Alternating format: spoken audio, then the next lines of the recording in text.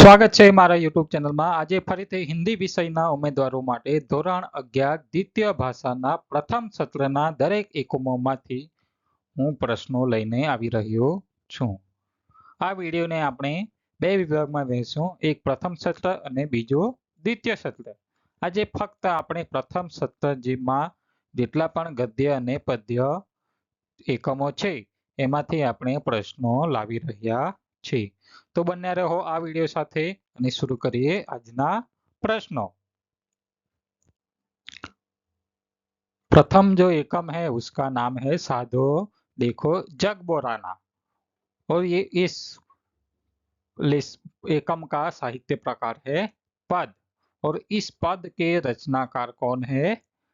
कबीर जी। कौन है? कबीर जी। तो आगे इसके प्रश्न देखते हैं। प्रश्न एक है कबीर। कबीर के बारे में हम सब जानते हैं, वो बहुत बड़े कवि थे। तो कबीर के गुरु कौन थे? कौन थे कबीर के गुरु? तो कबीर के गुरु का नाम था रामानंद। कबीर जी जो है वो भक्तिकालीन निर्गुण संत परंपरा के कवि माने जाते हैं। उनका जन्म कहाँ हुआ था? उनका जन्म हुआ था काशी, वाराणसी में। और उनके माता पिता का नाम क्या था? नीरू और नीमा नामक जुलाहा दंपति ने उनका पालन पोषण किया था। ये इतना हमें मालूम होना चाहिए। आगे का प्रश्न है कबीर जी का प्रमुख ग्रंथ कौन सा है? कबीर जी का प्रमुख ग्रंथ कौन सा है? तो उनके ग्रंथ का नाम है बीजक। क्या है उनके ग्रंथ का नाम? बीजक है। कबीर जी के अनुसार यह दुनिया किसका विश्वास करती है? कबीर जी के अनुसार यह दुनिया किसका विश्वास करती है? तो यह जो दुनिया है वो झूठे का विश्वास सबसे अधिक करती है। कबीर के अनुसार कौन अंतकाल पछताता है? ये जो पद्य है साधो देखो जग बुराना, इसमें से प्रश्न लिए गए हैं। तो उसमें से एक प्रश्न है कबीर के अनुसार कौन अंतकाल पछताता है? उसका आंसर है, उत्तर है जो माया में डूबे है। जो माया में डूबे हुए लोग हैं वो अंतकाल में पछताते रहते हैं। आगे देखते हैं। आगे का प्रश्न है कवि के अनुसार जो आसन मार बैठे हैं वह कैसे है? यानी कि जो आसन मार के बैठ जाते हैं, एक जगह पे बैठ जाते हैं, कुर्सी पे बैठ जाते हैं, वो कैसे लोग हैं? तो उसका आंसर है मन में गुमान रखने वाले। कैसा है?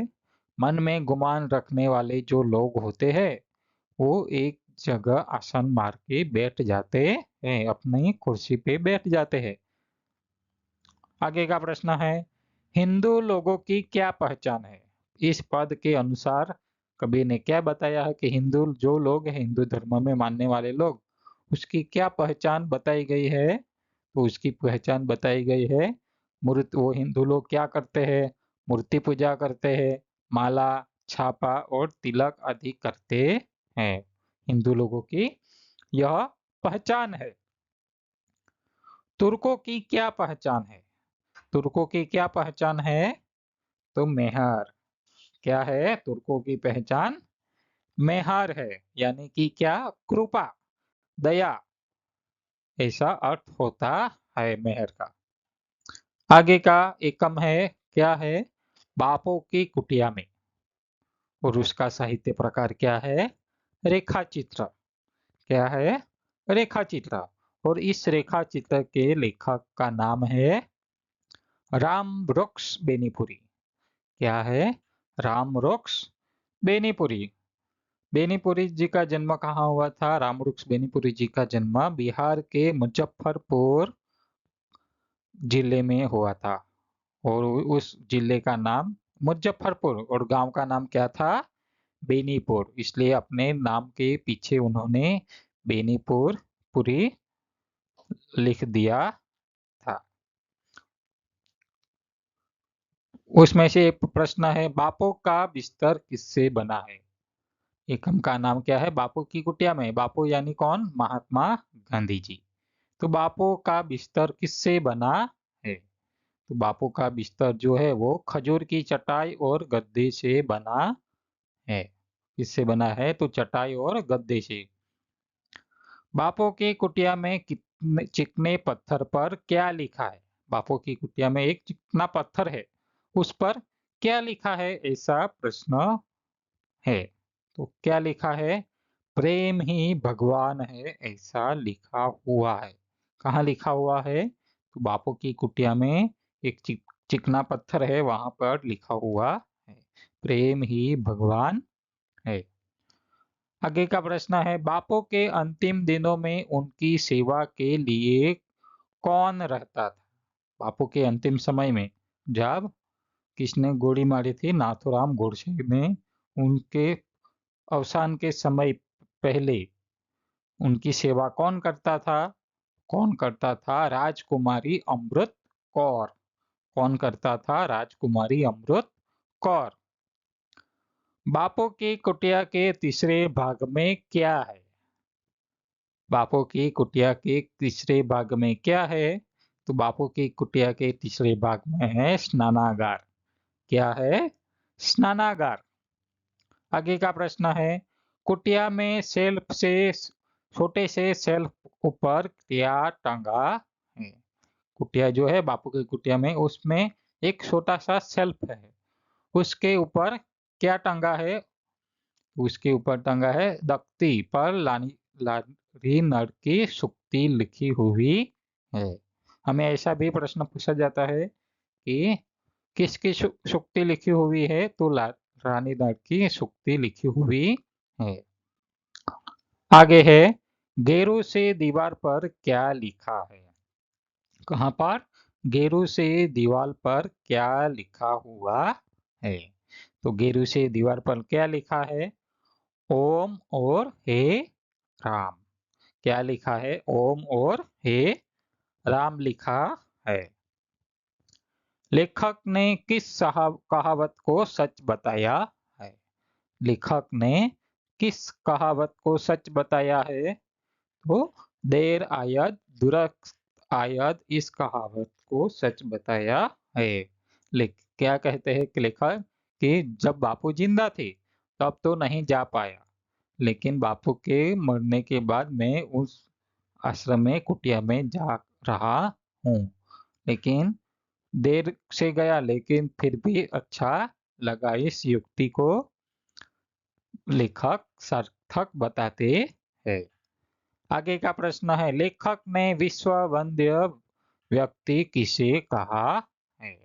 लेखक ने विश्व वंद्य व्यक्ति किसे कहा है? तो गांधी जी को।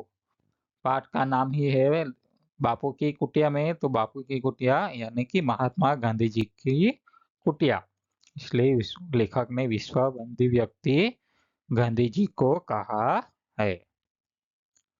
आगे है, पुरानी चीजों के पक्ष में क्या है?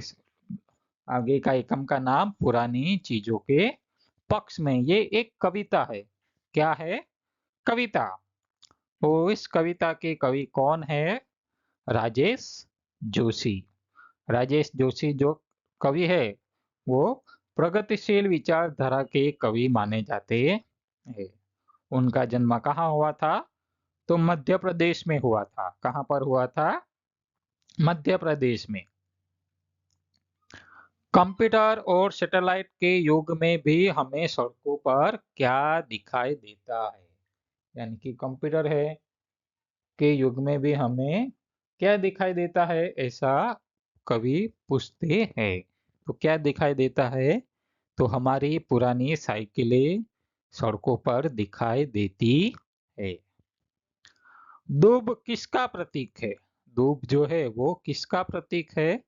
जो दूब जो है वो विनम्रता का प्रतीक है। किसका प्रतीक है? विनम्रता का प्रतीक है। नई नई मूर्खताओं के बावजूद भी क्या बचा रहता है? नई नई मूर्खताओं के बावजूद भी क्या बचा रहता है? क्या बचा रहता है? तो हमारी पुरानी समझदारियां जो है वो नई नई मूर्खताओं के बाद भी बची रहती है। हमारी स्मृतियों में क्या बचा रहता है? हमारी जो स्मृति है, हमारी जो यादें है, उसमें क्या बचा रहता है? क्या बचा रहता है? थोड़ी सी टिश और थोड़ी सी मिठास। क्या बचा रहता है? थोड़ी सी टिश और थोड़ी सी मिठास बचा रहता है। आगे का प्रश्न है, किसकी कहानियां पुरानी है, पुरानी हो जाती है? किसकी कहानियां जो है वो पुरानी होती जा रही है? तो किसकी? नानी की कहानियां पुरानी हो रही है। हमें बचपन में जिस तरह नानी कहानियां सुनाकर सुलाती थी, वो जो यादें है वो पुरानी हो रही है। प्रश्न 6 है, बनिस्बत हिंसा के बदले लोगों के काम क्या आता है? बनिस्बत हिंसा के बदले लोगों के काम क्या आता है? तो एक सादा सरल जीवन लोगों के काम आता है। क्या काम आता है? एक सादा और सरल जीवन। प्रश्न 7 है, बीमार पड़ने पर आज भी क्या काम आता है? जब हम बीमार पड़ते हैं तो आज भी क्या काम आता है? क्या काम आता है? दादी के घरेलू नुस्खे। जैसे कि हमें जुकाम हो, सर्दी हुई हो, तो हमें सबसे पहले क्या, अदरक के अदरक वाली चाय पिलाई जाती है। वो क्या है? दादी के घरेलू नुस्खे है। आगे है, चंद्रशेखर आजाद क्या है? एकम का नाम चंद्रशेखर आजाद है और उसका साहित्य प्रकार क्या है? संस्मरण। क्या है? संस्मरण। और इस संस्मरण किसने लिखा है? तो सदगुरु शरण अवस्थी जी ने चंद्रशेखर आजाद के ऊपर संस्मरण लिखा है। उसमें प्रश्न है, लेखक किसे मन का पुण्य मानता है? लेखक यानी कौन? सदगुरु शरण अवस्थी किसे मन का पुण्य मानता है? किसे मानता है? चंद्रशेखर आजाद की स्मृति को लेखक जो है वो मन का पुण्य मानता है। स्मृति की तीव्रता कैसे प्राप्त होती है? स्मृति की जो तीव्रता है वो कैसे प्राप्त होती है? तो शास्त्रों के अनुशीलन और पुस्तकों के स्वाध्याय से स्मृति की तीव्रता प्राप्त होती है। चंद्रशेखर के साहस में क्या था? चंद्रशेखर के साहस में क्या था? उनके साहस में था ध्वंस की सूचना। क्या था? ध्वंस की सूचना। चंद्रशेखर की सार्वजनिक कार्य पद्धति में दया का दूसरा नाम क्या था? चंद्रशेखर जी जो कार्य पद्धति थी, क्रांतिकारी थे वो लोग, हमारे देश को आजाद दिलाने में अपना बहुमूल्य योगदान दिया है। तो उनकी कार्य पद्धति में दया का दूसरा नाम क्या था? तो दया का दूसरा नाम था कायरता। क्या था? कायरता। आगे है, शिक्षक के नाम पत्र क्या है? एक पद्य है और वो अंग्रेजी में से हिंदी भाषा में अनुवाद किया गया है, इसलिए उसे पद्यानुवाद दिया, साहित्य प्रकार दिया गया।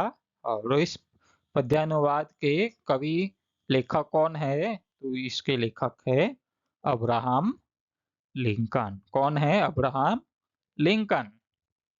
अब्राहम लिंकन ने कब रिपब्लिक पार्टी का नेतृत्व किया था? रिपब्लिक पार्टी जो है अब्राहम लिंकन ने उसका नेतृत्व किया था। कब किया था? तो 1854 में। कब किया था? 1854 में रिपब्लिक पार्टी का नेतृत्व किया था।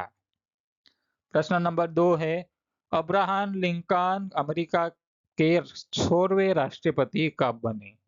अब्राहम लिंकन जो थे वो अमेरिका के राष्ट्रपति भी बने थे। कितने? 16वें राष्ट्रपति। कब बने थे? तो 1860 में वो अमेरिका के राष्ट्रपति बने थे। आजादी का मसीहा किसे कहा जाता है? आजादी का मसीहा किसे कहा जाता है? तो अब्राहम लिंकन को आजादी का मसीहा कहा जाता है। जीत की खुशी किसके साथ मनानी चाहिए? जीत की जो खुशी है उसे किसके साथ मनानी चाहिए, ऐसा अब्राहम लिंकन कहते हैं। किसके साथ मनानी चाहिए? तो स्वयं के साथ मनानी चाहिए।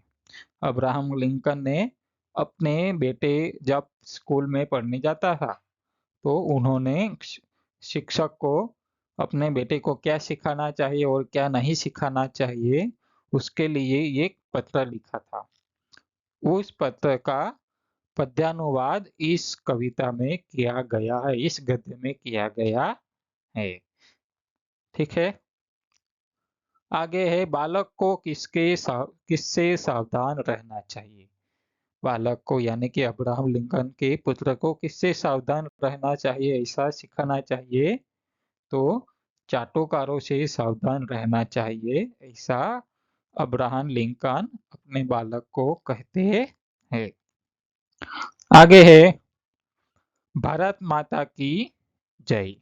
भारत माता की जय। और ये क्या है? एक आत्मकथा अंश है। क्या है? आत्मकथा अंश। और उसके लेखक है पंडित जवाहरलाल नेहरू। कौन है? पंडित जवाहरलाल नेहरू। पंडित जवाहरलाल नेहरू के बारे में हम सब जानते हैं, वो हमारे प्रथम वडाप्रधान थे। भेड़ का माता से क्या मतलब था? भेड़ जो थी वो उसका माता से क्या मतलब था? तो उनका माता से मतलब था धरती। भेड़ का माता से मतलब था धरती। लेखक के अनुसार भारत माता क्या है? यानी कि लेखक यानी कौन? पंडित जवाहरलाल नेहरू। उनके अनुसार भारत माता क्या है? तो सुंदर बेबस असहाय नारी। भारत क्या है? सुंदर बेबस असहाय नारी। रात के अंधेरे में कुछ लोगों के हाथों में क्या था? रात के अंधेरे में कुछ लोगों के हाथों में क्या था? तो क्या थी? मसाले थी। क्या था? मसाले थी। नारा लगाकर किसान में दर पैदा करते थे? किस में दर पैदा करते थे? तो प्रतिद्वंदियों में वो दर पैदा करना चाहते थे, इसलिए क्या कर रहे थे? नारा लगा रहे थे। आगे है परशुराम लक्ष्मण संवाद। क्या है? परशुराम लक्ष्मण संवाद। और ये एक क्या है? महाकाव्य अंश। क्या है? महाकाव्य अंश। और उसके लेखक है तुलसीदास। क्या है? कौन है लेखक? तुलसीदास है। तुलसीदास को हम किस नाम से जानते हैं? तो उन्होंने रामचरितमानस नामक महाकाव्य लिखा है। तुलसीदास का जन्म कहाँ हुआ था? तो बांदा जिले के राजपुरा गांव में उनका जन्म हुआ था। किससे हुआ था? राजपुरा गांव में। आगे का प्रश्न है उसमें प्रस्तुत काव्यांश रामचरितमानस के कौन से खंड से लिया गया है? रामचरितमानस से लिया गया है, लेकिन किस में से लिया गया है? तो बालखंड એટલે कि बालकांड से लिया गया है। किससे लिया गया है? बालकांड से लिया गया है। परशुराम जी का जन्म किस कुल में हुआ था? परशुराम जी का जो जन्म है वो उनका कुल कौन सा है, ऐसा प्रश्न है। तो उनके कुल का नाम है भृगुकुल। क्या है? भृगुकुल। उनका जन्म भृगुकुल में हुआ था। लक्ष्मण ने शिव धनुष को किसके समान बताया है? यानी कि लक्ष्मण जो है वो शिव धनुष को किसके समान बताते हैं? बच्चे खेलते हैं वैसा धनुष के समान लक्ष्मण बताते हैं कि ये जो धनुष था वो धनुष जो बच्चे खेलते हैं ऐसा था। ऐसा किसे बताते हैं? परशुराम को बताते हैं। रामचरितमानस की रचना की भाषा। रामचरितमानस जो है बहुत बड़ा ग्रंथ है, उसकी भाषा क्या है? उस तो क्या है? अवधी भाषा में लिखा गया है। किस भाषा में लिखा गया है? अवधी भाषा में। आगे का है सहस्त्र बाहों की भुजाओं को काटने वाले अस्त्र का नाम क्या था? सहस्त्र बाहों की भुजाओं को भी काट दे ऐसे अस्त्र का नाम क्या था? तो ऐसे अस्त्र का नाम था फरसा, यानी कि परशु। क्या था? परशु। परशु भी लिख सकते हैं, फरसा भी लिख सकते हैं। परशुराम लक्ष्मण जी को कैसा बालक कहते हैं? परशुराम जी जो है वो लक्ष्मण जी को कैसा बालक कहते हैं? तो वो कुबुद्धि और कुटिल बालक बताते हैं। किसे बताते हैं? लक्ष्मण जी को, कि ये जो बालक है वो कुबुद्धि है और कुटिल है, ऐसा परशुराम लक्ष्मण जी को कहते हैं। शिव जी के धनुष को किसने तोड़ा था? शिव जी का जो धनुष था वो किसने तोड़ा था? तो श्री राम जी ने उस धनुष को तोड़ा था। सीता जी का स्वयंवर हो रहा था उस समय, जो हमें पता है कि जो शिव जी का धनुष है वो उठाने का कार्य सौंपा गया था, तो सिर्फ श्री राम ने ही उसे उठाकर तोड़ दिया था। आगे है पंचलाइट। पंचलाइट जो है वो एक कहानी है। क्या है? कहानी। और इस कहानी के कहानीकार कौन है? तो इस कहानी के कहानीकार है फणीश्वर नाथ रेणु। रेणु जी का जन्म कहाँ हुआ था? बिहार के पूर्णिया जिले में हुआ था। ओरही हिंगना नामक गांव में हुआ था। कहाँ हुआ था? ओरोही हिंगना नामक गांव में उनका जन्म हुआ था। हिंदी साहित्य में आंचलिक कथा की नींव किसने रखी थी? हिंदी साहित्य में आंचलिक कथा की नींव किसने रखी थी? तो किसने रखी थी? फणीश्वर नाथ रेणु ने रखी थी। औरतों की मंडली में कौन गोसाई का गीत गुनगुनाने लगी? पंचलाइट कहानी आपने पढ़ी हो तो औरतों जो है वो गोसाई का गीत गुनगुनाने लगती है। तो उसमें कौन गीत गुनगुनाने लगता है? तो गुलरी काकी जो है वो गोसाई का गीत गुनगुनाने लगती है। आंचलिक कथा जो फणीश्वरनाथ रेणु द्वारा रचित आंचलिक उपन्यास, उस उपन्यास का नाम क्या है? महिला आंचल। वो भी हमें मालूम होना चाहिए। सबसे खास माना जाता है आंचलिक कथा में, उपन्यास में प्रथम श्रेणी में रखा जाता है महिला आंचल उपन्यास को। पंचों ने पेट्रोमैक्स कहाँ से खरीदा था? पेट्रोमैक्स कहाँ से खरीदा था? तो रामनवमी के मेले से पंचों ने पेट्रोमैक्स खरीदा था। पेट्रोमैक्स को गांव वाले क्या कहते हैं? पेट्रोमैक्स जो है उसे गांव वाले क्या कहते हैं? तो गांव वाले उसे पंचलाइट कहते हैं। क्या कहते हैं? पंचलाइट। पंचलाइट कितने रुपए में खरीदा गया था? पंचलाइट जो है उसे कितने रुपए में खरीदा गया था? तो उसे सिर्फ 5 कौड़ी में खरीदा गया था। कितनी? 5 कौड़ी में। आगे है चंपा काले काले अक्षर नहीं चिन्हती। क्या है? चंपा काले काले अक्षर नहीं चिन्हती। ये एक कविता है। क्या है? कविता। और इस कविता के कवि कौन है? त्रिलोचन। कौन है? त्रिलोचन। त्रिलोचन जो कवि है वो प्रगतिशील कविता के कवि माने जाते हैं। उनका जन्म उत्तर प्रदेश के सुल्तानपुर में हुआ था। कहाँ हुआ था? सुल्तानपुर में। त्रिलोचन का मूल नाम क्या था? त्रिलोचन जो है इस कविता के कवि, चंपा काले काले अक्षर नहीं चिन्हती, उनका मूल नाम क्या था? तो उनका मूल नाम था वासुदेव सिंह। क्या था? वासुदेव सिंह। चंपा कवि की कलम के साथ क्या करती है? चंपा जो है वो कवि की कलम के साथ क्या करती है? तो वो कलम छिपा देती है। क्या करती है? कलम छिपा देती है। चंपा को क्या अचरज है? चंपा कवि के साथ बैठने आती है तो चंपा को अचरज होता है। क्या अचरज होता है? कि इन काले चिन्हों से कैसे सब स्वर निकलते हैं।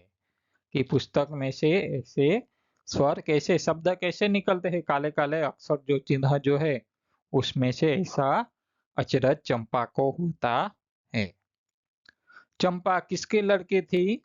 तो चंपा किसकी लड़की थी? चरवाहा सुंदर की लड़की थी। किसकी लड़की थी? चरवाहा सुंदर की। चंपा कहाँ पर ब्रज गिरने की बात करती है? चंपा कहाँ पर ब्रज गिरे ऐसा सोचती है या बात करती है? तो कलकत्ते पर, यानी कि कोलकाता पर ब्रज गिरे ऐसा कहती है। आगे है अजंता। अजंता जो एकम है उसका साहित्य प्रकार क्या है? प्रवास वर्णन।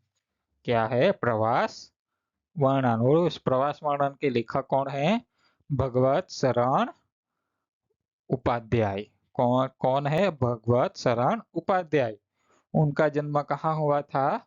तो उनका जन्म भी उत्तर प्रदेश में हुआ था।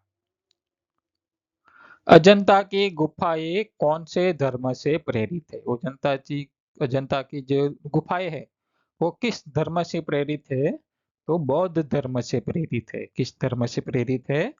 बौद्ध धर्म से। बुद्ध के पिछले जन्म की कथाएं क्या कहलाती है? बुद्ध भगवान जो है उसके पिछले जन्म की जो कथा है उसे क्या कहा जाता है? ऐसा प्रश्न भी हमें पूछा जा सकता है। तो उसे क्या कहा जाता है? तो जातक कथाएं कहा जाती है। क्या कहा जाता है? जातक कथाएं। अजंता गांव के पास कौन सी नदी है? अजंता जो गांव है उसके पास कौन सी नदी बहती है? तो बाधोर नदी बहती है। कौन सी नदी बहती है? बाधोर नदी। जातक कथाएं की संख्या कितनी है? जातक जो कथाएं है बुद्ध भगवान के पिछले जन्म की कथाएं, उसकी संख्या कितनी है? तो उसकी संख्या कितनी है? 555। 555 कथाएं है। कितनी? 555 कथाएं है जातक कथाओं की संख्या। अजंता की गुफाओं के चित्र किस काल के हैं? अजंता की जो गुफा है वो उसका चित्र जो है वो किस काल में, काल का है ऐसा कह सकते हैं? तो उसका गुप्त काल की चित्र है। गुप्त काल का जो समय है उस काल का समय के चित्र हमें अजंता की गुफाओं में देखने को मिलता है। જો તમને આ વિડીયો ગમ્યો હોય તો વિડીયોને લાઈક કરો, ચેનલને સબસ્ક્રાઇબ કરો જેથી આવનારા વિડીયોનું નોટિફિકેશન તમને મળતું રહે।